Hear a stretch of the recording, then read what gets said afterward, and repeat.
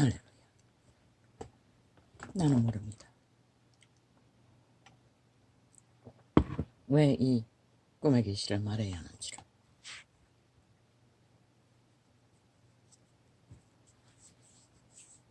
아버지, 이게 뭘 말하는지 나는 모르겠습니다. 해석은 절대로 할 수가 없습니다. 숱하게 그 상태를 경험했지만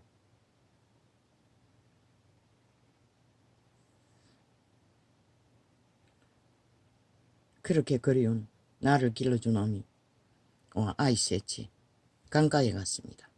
빨래를 하러. 그리고 비가 왔습니다. 홈박 젖어서 왔습니다. 그래서 어미를 온목에다가 불을 안 뗐어. 동아리 이불을 깔아주고 그곳에 녹이라고 했고, 아이들은 어떻게 했는지 모르겠습니다. 언뜻 보이는 것은 아이들의 신발이었습니다. 초딩도 안 되는 애들이었습니다. 신발을 조명하는데 그 신발이 가죽으로 된 것 같은데 하나같이 걸레처럼 너덜너덜했습니다. 언뜻 떠오르기를, 아버지, 저 아이들의 신발을 사줘야겠습니다. 이제는 사줘야겠습니다. 그리고 떠올랐습니다.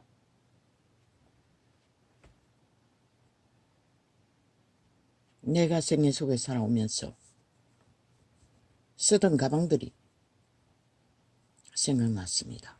그런데 그거는 전혀 내가 쓴 적이 없는 가방들이었습니다. 품에 안을 만큼 큰 가방들이 몇 개였고, 또 그 속에 들어가는 장가방들이 몇 개였습니다. 10개는 안 되는 것 같고 거의 10개가 다 되는 것 같습니다. 손지갑까지 하면 거의 10개가 다 되는 것 같았습니다. 그리고 언뜻 기억나기를, 그 가방 중에 어딘가에 내가 남겨둔 돈이 있다는 것을, 그리고 100만 원도 더 되는 액수인 것 같은 느낌이 들었습니다. 그걸 찾아야지. 그런데 내가 잊어버렸네. 언제 잊어버린 거야? 이사를 자주 하다 잊어버린 거야. 그곳에 가방을 둔 채로 내가 돈을 넣어놓은 채로 잊어버렸네. 그런데 이사를 하면서 가방을 정리하지 않았나?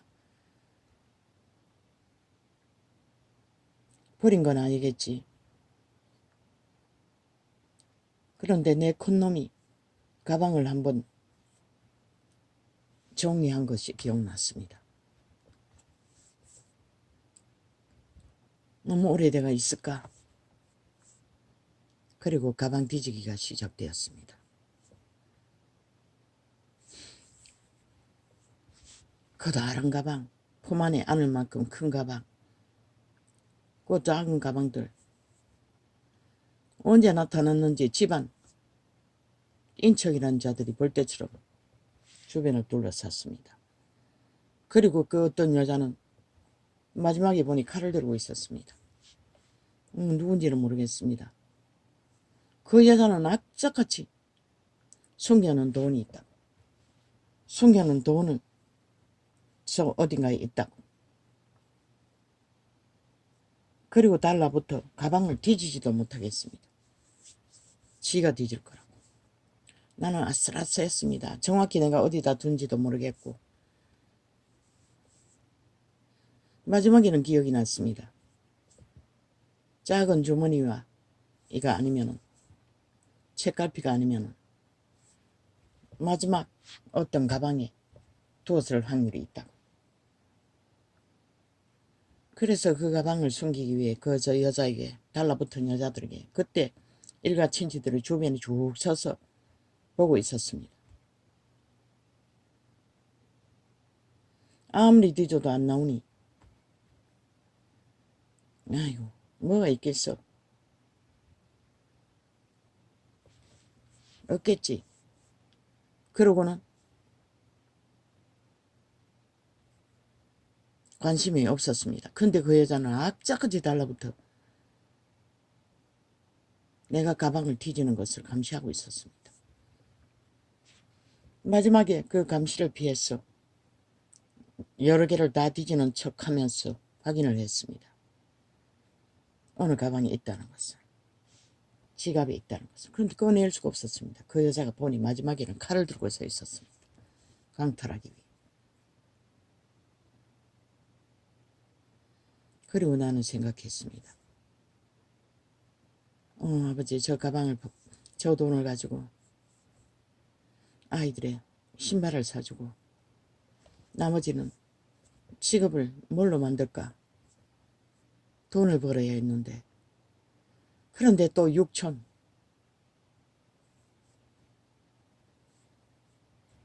삼촌 중에 하나였던 아니 삼촌의 아들 그러니까 5촌의 딸년 맨날 6촌이라고 했던 그 아이가 청년의 나이로 보이면서 우리는 무슨 후원을 받는다. 영세민인데 니는 받았나? 없지? 생각해보니 나는 그런 거 제의도 안 받았다고 얘기했습니다. 영세민의 후원도 보니 그들 마음대로 하는 것 같습니다. 공무원들. 그것도 가난의 영역인 걸 몰랐습니다. 가난의 영이 역사하는 것을. 그리고 또 내가 가방을 뒤질 때에 그러니까 삼촌 아들 사촌 오래비의 아들 오촌입니까? 그놈이 종종 꿈에 보입니다. 그런 거 엮인 것은 별로 없습니다. 그런데 단 한 가지 그 집안은 옛날에도 꿈에 장종 옛날에 어려울 때는 보였습니다. 퍼지게 그들은 장사하고 나는 그곳에 뭘 얻으러 떠나드는 것을. 자산을 몽땅 할아버지가 그들에게 다 주었으니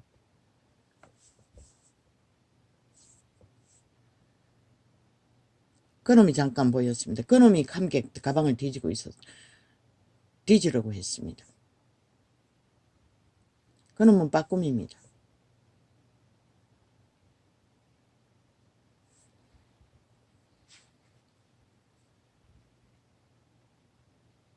그렇게 씨름하다가 어느 지점에 칼을 들고 선 그 여자가 마지막에 보이기 이전에 내가 지갑을 확인하고 그 칼을 쏜 장면을 보고 보컬이었습니다. 꿈은 깼습니다. 얼마나 집중했던지 기운이 빠지는 것 같았습니다. 그걸 숨기고 몰래 숨겨놓은 돈을 찾기 위해 어제 저녁도 4시 되어 이어폰을 쓰고 예품에 테이프를 털어놓고 그 시간에 잘 수도 없고 앉아서 기도할 수도 없고 누웠어 끼고 자다가 깨다가 그 중에 꿈을 꾸었던 것입니다. 아침 10시까지 그 중간에 깼는데 도로도로 누웠습니다. 그런데 어제는 신기한 경험을 했습니다. 어제가 아니고 그제였나. 나는 살만하다고 느낄 때도 눌려 있었던 것 같습니다. 어제는 몸이 너무나 가벼웠습니다. 그제는. 꿈은 기억이 안 납니다. 역시 테이프 놓고 자다가 깨다가 했습니다.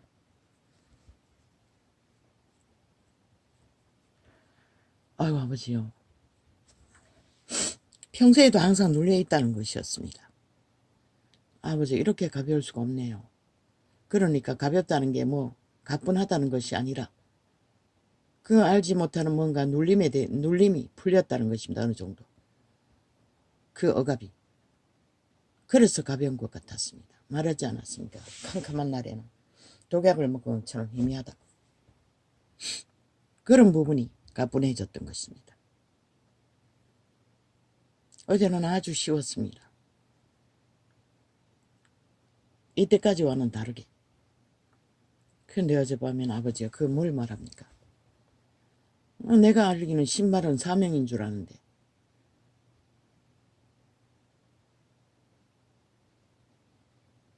물론 기도하고 있습니다. 회복을 위한. 그리고 성경이 말하는 가난의 저주는 먹는 것과 입는 것이지만 그것도 역시 귀신 추방으로 강건해지면 해결됩니다. 과거에는 다 노동으로 살지 않았습니까? 가난의 문제는 사탄의 억압에 눌려 있으면 멀쩡해 보여도 아무것도 못한다는 것입니다. 하물며 병든 몸이야 오죽하겠습니까? 그 가방들이 달고 달아 다 찢어졌습니다. 위에 꼭대기가 가방 열고 닫는 곳에 아가리가 다 찢어졌습니다. 너덜너덜했습니다. 그런 가방을 뒤지고 있었던 것입니다. 물론 안에 있는 지갑은 아니겠지요. 오래된 가방이라는 것이었습니다. 닳고 닳아서 그랬습니다. 오래 써서. 다 가죽으로 만든 가방이었습니다. 안에 손지갑은 모르겠습니다. 만져봤습니다. 든 것 같은데 그렇게 두껍지는 않았습니다. 뭘 말할지 모릅니다. 아침에 어떻게 기도해야 될지도 모릅니다. 가끔씩은 가난의 영을 축사합니다. 가난의 영은 그렇게 집안 식구들을 통해 가족을 통해 역사한다는 것입니다. 죄라고 하지 않았습니까? 가난의 저주도. 죄의 문제가 해결되지 않으면 아무것도 해결되지 않는다는 것입니다. 그런데 예품은 불받은 가난은 저주를 끊는 불을 받은 은사를 가진 자가 강권적으로 추방하지요. 강권적으로 한다 해도 3년인 걸 보니 기도 훈련했습니다. 결국은. 그들 개체가 어제 설교도 말하지 않았습니까? 주방에도 다시 들어온다고. 스스로가 훈련으로 축사를 할 수 있는 지점까지 가야 안전하다. 그게 그겁니다. 초대나 지금이나 똑같습니다. 그분과의 깊은 교제 속에 이자도 그걸 알기 때문에 기도 훈련을 위해 이런 방법을 쓰고 있지 않습니까? 왜 이런 방법을 말합니까? 나 같은 자가 많은 것 같습니다. 눌렸어. 아무것도 못하고. 뭐 하긴 하지요. 짬짬이 할 수 있는 데까지. 할 방법이 제공되는 데까지만. 그러나 아니었습니다. 며칠 전부터는 잠자는 시간을 따로 가질 수가 없습니다. 이어폰을 끼고 누워 있어야 하니. 눈은 잠깐씩 잠들었으니 꿈을 꾸기지요. 처음에는 매우 불편했습니다. 첫날에는. 아이가 버려두고 간 이어폰을 쓰고 있는 게. 귀가 기형이라서 그 작은 거는 들어가지 않습니다. 자꾸 빠집니다.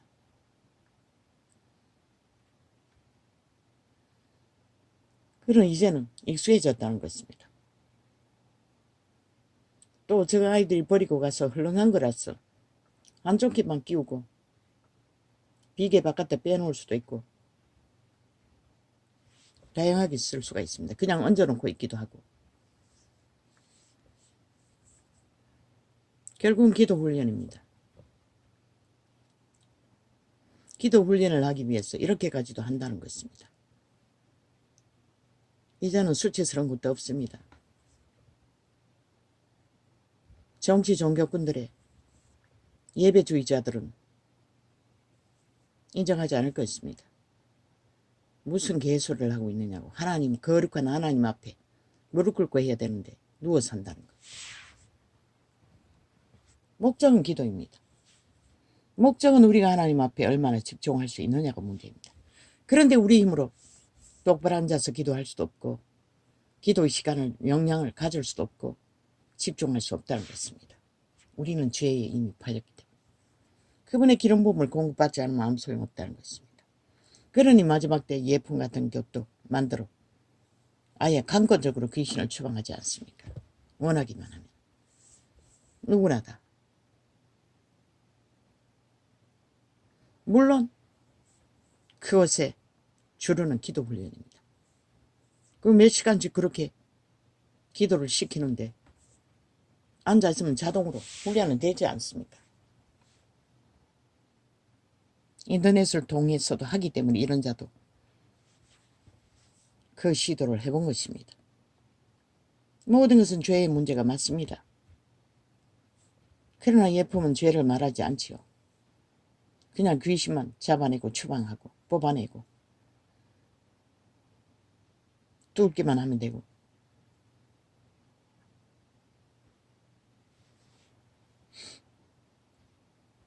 좀 어색합니다. 들어보지 않는 거였어. 그래서 나는 교정에서 말하기도 합니다. 다고다고 하도 다고라고 했었어.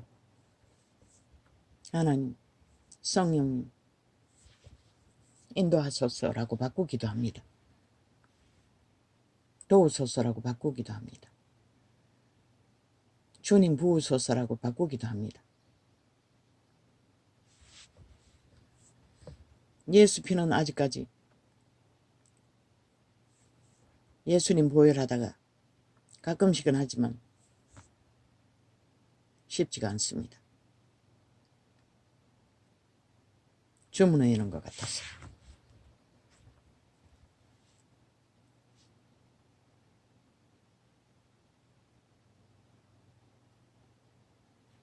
그러나 그리스도의 죽음은 인류의 죄값을 이미 다 치렀습니다. 믿는 자가 그분에게 손만 내밀면 그냥 손 내밀어서 되는 게 아니고 집중해서 그분을 따르기 위해 기도를 시작하면 강구적입니다. 그분에게 닿기만 하면 추방된다는 것입니다. 7번에 7번도 죄의 문제가 해결된다는 것입니다. 용서라는 하나님. 이미 용서는 태초에 됐습니다. 그러나 우리를 지배하는 죄의 실체, 신들, 귀신들은 떠나지 않는다는 것입니다. 육체가 귀신들의 집이기 때문에, 거주지기 때문에. 그리고 또 육체를 노예화시켰기 때문에 그 죽은 자들은 육체 안에 들어가지 않으면 소욕을 채울 수가 없습니다. 그래서 모든 중독자가 생기는 것입니다. 귀신들에게 잡혔어. 정상을 벗어났어.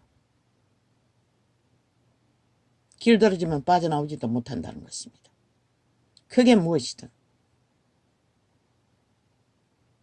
음란이든 도전기든 폐계든 뭐 어제 다락방이 말했습니다. 사소를 부리는 것은 군대 귀신이라고 했습니다. 얼마나 지식이 능한지 말은 따를 수가 없다고 했습니다. 저 190놈을 그런 놈들이라고 하지 않았습니다. 말로써 폐계를 그 바로 군대 귀신에 들렸다는 것입니다. 좀비라고 하지 않았습니까? 그들은 말수작질은 당할 자가 없지 않습니까?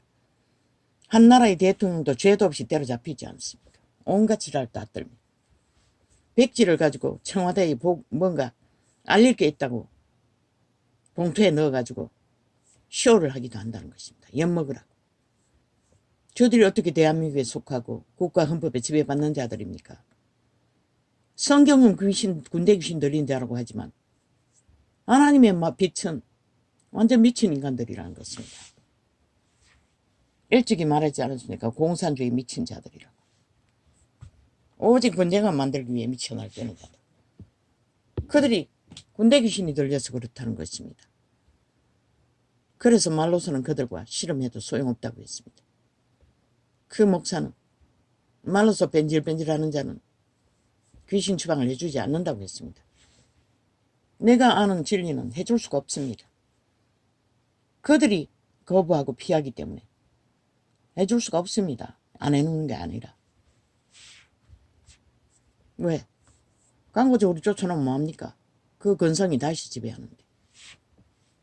다시 악으로 달리는데. 스스로 원하는 자만이 추방해도 가능성이 있을 뿐입니다. 악의 지배 아래서 악을 추구하는 자는 군대 귀신이 아니라도 소용없습니다.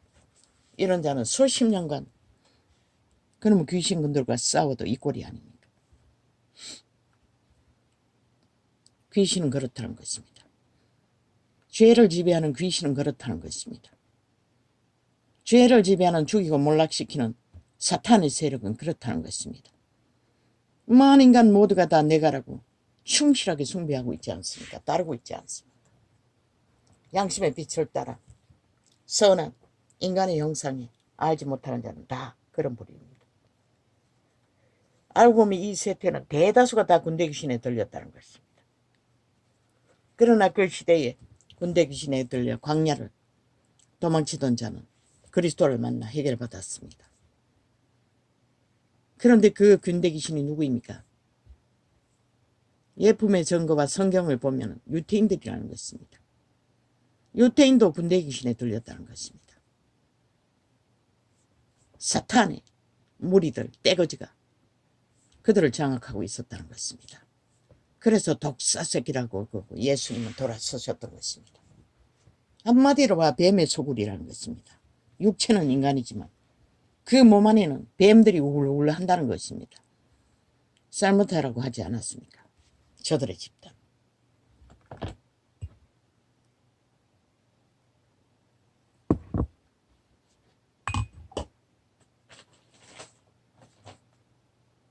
아버지요. 뭘 보여주기 위해서 그렇게 보여주셨습니까? 그 가방이 무엇입니까? 내게 주어진 복이었습니까? 가방이 컸습니다. 거기가 다. 그리고 작은 거는 몇 개 안 됐습니다.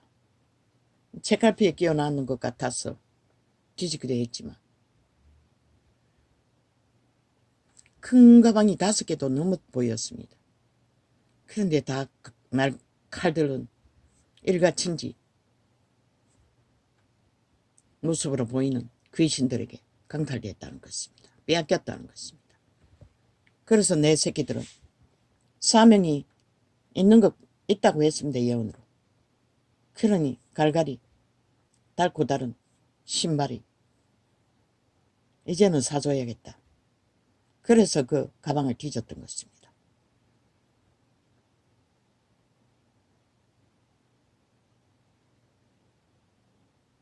찾았던 것입니다. 지금 기도 훈련하고 있지 않습니까? 이것이 그 찾는 과정인지 모르겠습니다. 정확히는 모릅니다. 그 꿈이 해석이 안 됩니다. 그렇게도 그리운 친모, 아니 키워준 엄마. 아이들 셋을 데리고 그랑가에 빨래하고 있었습니다. 애들은 놀이하러 갔겠지요. 그 비가 오고 있었습니다. 호박 젖어서 왔습니다.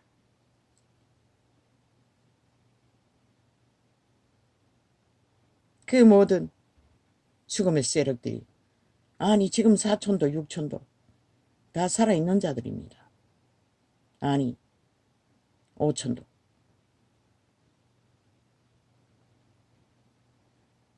아니 6촌도 나는 소식은 모릅니다. 탈북민과 결혼했다고 했습니다.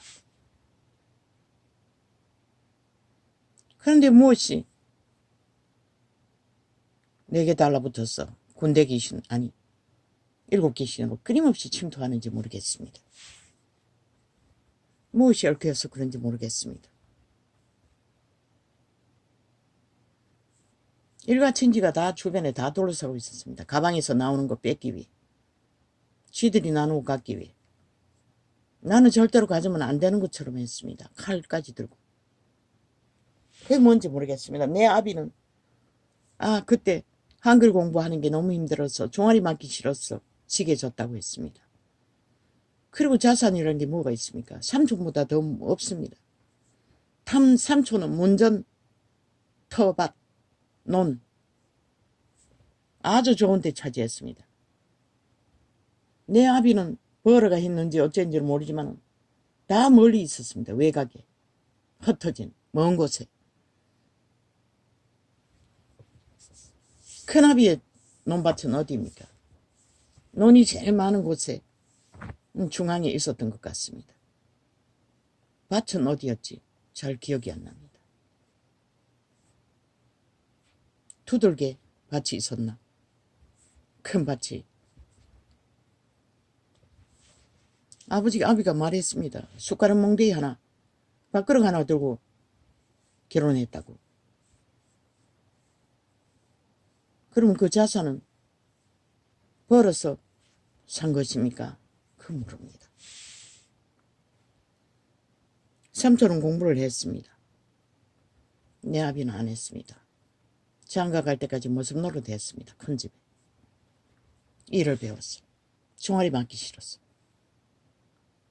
할아버지는 본 적이 없습니다. 큰아버지가 살아있을 때 보았을 뿐입니다. 양반이었습니다. 그런데 그 큰 집 식구가 왜 이미 강탈당하지 않았습니까? 내 아비는. 아직까지도 훔치려고 한다는 게 참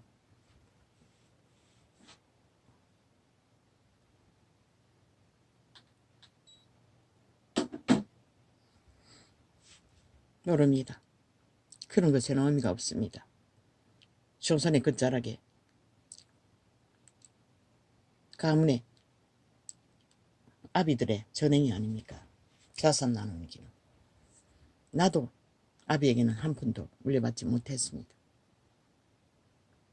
이미 아들놈에게 다 유산을 이전해버려가지고 아무것도 없었습니다.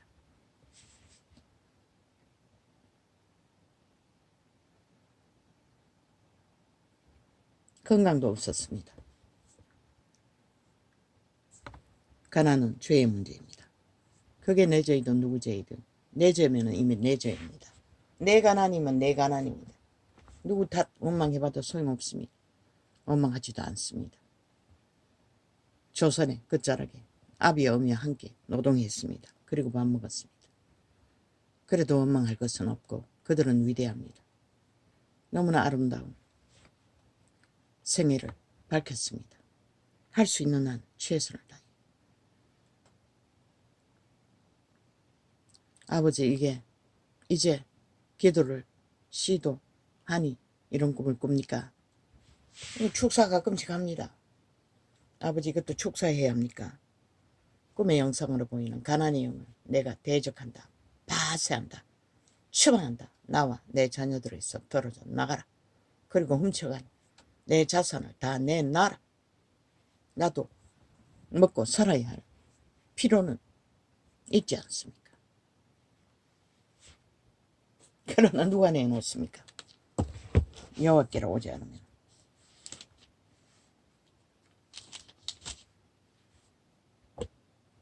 그러나 그 귀신들이 내놓아야만이 내게 돌아온다는 것입니다. 어떻게 돌아오든지.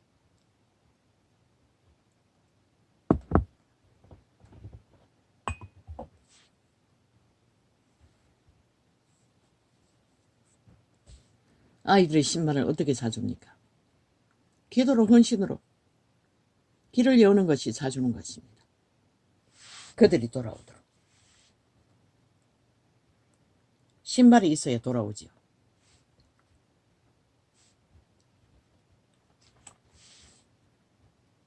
저희가 길 갈 때에 예수께서 아이고 걸라 이게 아니었는데 어디지?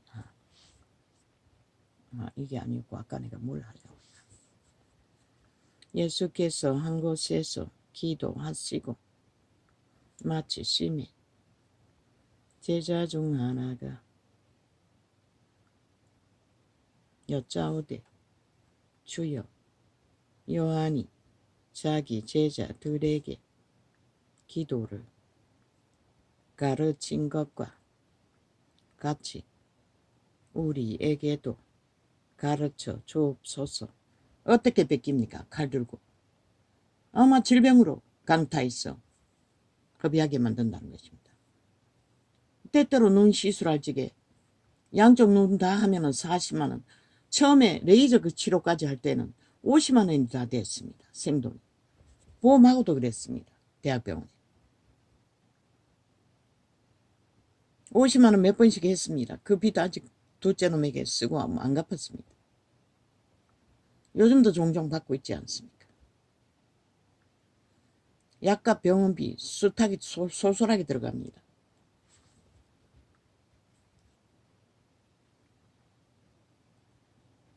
그렇게 강탈해 간다는 것입니다. 예수께서 한 곳에서 기도하시고 마치심에 대학병원을 가지 않는데도 그렇습니다. 심장 문제 내과사가 똑바로 가라고 했습니다.